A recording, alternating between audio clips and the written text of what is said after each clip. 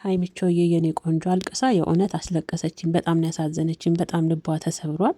እውነት ለመናገር እኔ ብሩኬ ይሄን ነገር አድርጎታል ብዬ ለማሰብ በጣም ከበደኝ። ደግሞም ምናልባት ልጅቷ ሆን ብላ እነሱን ለማለያየት ወይም ደግሞ ብሩኬን ስለምትወደው ብሩኬን የራሷን ለማድረግ እየፈጠረችው ፈጠራ ይመስለኛል። እነሱን ሁለቱን ለማለያየት ይመስለኛል እንጂ የእውነት እኔ ብሩኬ እንደዚህ አይነት ልጅ ነው ብዬ ለማሰብ ይከብደኛል። በእርግጥ ቤተሰቦች ሀይሚ በጣም ተሰብራለች፣ ልቧ በጣም ተሰብሯል።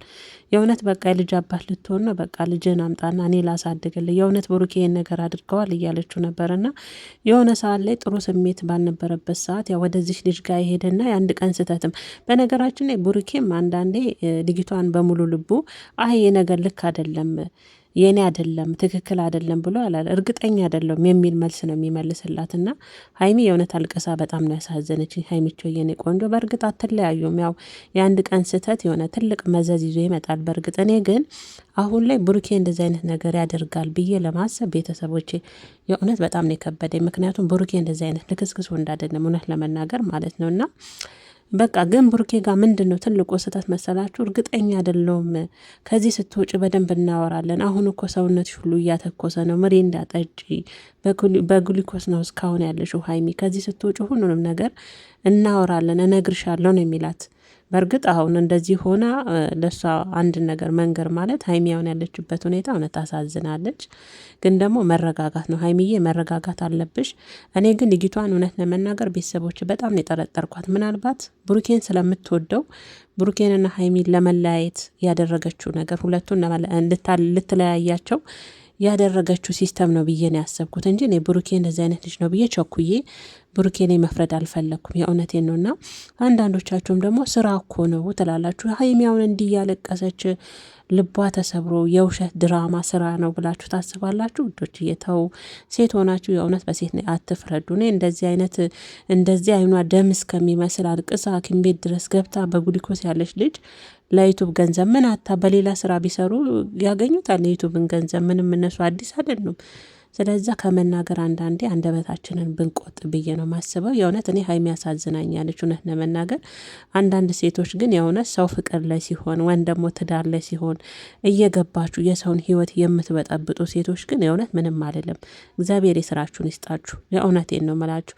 የሆነን ሰው ስትወዱ የሆነ ስህተት ላይ ትጥሉና የሆነ ቀን ጠብቃችሁ ያንን ሰው ትጥሉትና ከዛ የሆነ ሰው የሆነ ፍቅር ላይ ሲሆን የሆነ ህይወት ላይ ሲሆን ያንን ህይወትና ያንን ፍቅር ለመበጥበጥ ሆን ብላችሁ የምትመጡ ሴቶች አላችሁ። አሁን እቺ ለብሩኬን ያረገዝኩት ብላ ያመጣችሁ አይነት ልጅ ማለት ነውና የእውነት እንደዚህ አይነት ሴቶች እግዚአብሔር ልብ ይስጣችሁ ነው የምለው። የእውነቴን ነው። በእርግጥ አረገዘችለትም አላረገዘችም ወለደችም አልወለደችም ብሩኬ የእሷ ሊሆን አይችልም። ብትወልድም ልጅ ቢኖረው ራሱ በአንድ ቀን ስህተት እንደተናገረውም የሆነ ሰዓት ላይ ጥሩ ስሜት ላይ እንዳልነበረና ወደ እሷ እንደሄደና የአንድ ቀን ስህተት ምናልባት እርግጠኛ አይደለሁም ግን እያለ ነው እኮ ብሩኬ።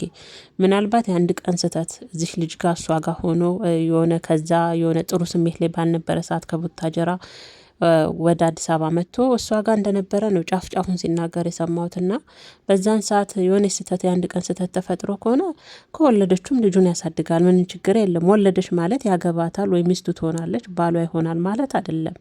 እና ሀይሚዬ መረጋጋት አለብሽ። ብሩኬ አንቺም የሆነው አንቺ ጤና ስትሆኚ ውስጥ ሰላም ሲሆን ነውና አሳዘነችኝ። በቃ የልጅ አባት ልትሆን ነው።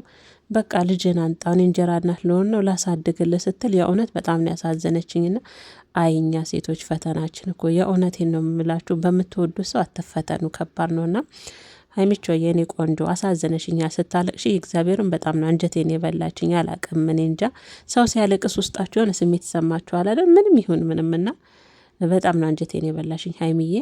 ዋናው ነገር አንቺ ጤንነት ነው፣ ጤናሽ ነው ትልቁ ነገር። ብሩኬን ለማግኘት አንቺ የብሩኬ ልትሆኝ ብሩኬ አንቺ ለመሆን ጤና አስፈላጊ ነውና የውስጥሽ ሰላም የውስጥሽን ጤና መልሽ፣ ሁሉም ነገር ይስተካከላል።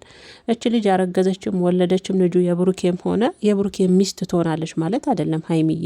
ይሄን ማወቅ አለብሽ። ብሩኬ ደግሞ በጣም ነው የሚወድሽ፣ በጣም ነው የሚያከብርሽ።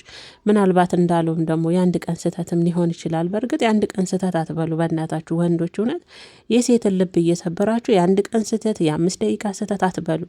መጀመሪያ ስሜታችሁን በደንብ ቆጥቡ። ደግሞ ብሩኬ አይጠጣ ጠጥቶ ተሳስቶ ነው እንዳለ ለእውነቴን ነው የምላችሁና የሴት ልጅ ልብ በዚህ ልክ መሰበር የለበትም። እኔ ሀይሚ በጣም ነው ያሳዘነችኝ። እግዚአብሔርን ነው የምላችሁ ቤተሰቦቼና ከባድ ነው። ለማንኛውም ሀይሚዬ ነቅተሽ ስላየሁሽ ደስ ብሎኛል። ዋናው ነገር እንኳን ነቃሽልን እና ነገሮችን ብሩኬ እርግጠኛ አይደለም ሳይሆን ትክክለኛውን ነገር ንገራ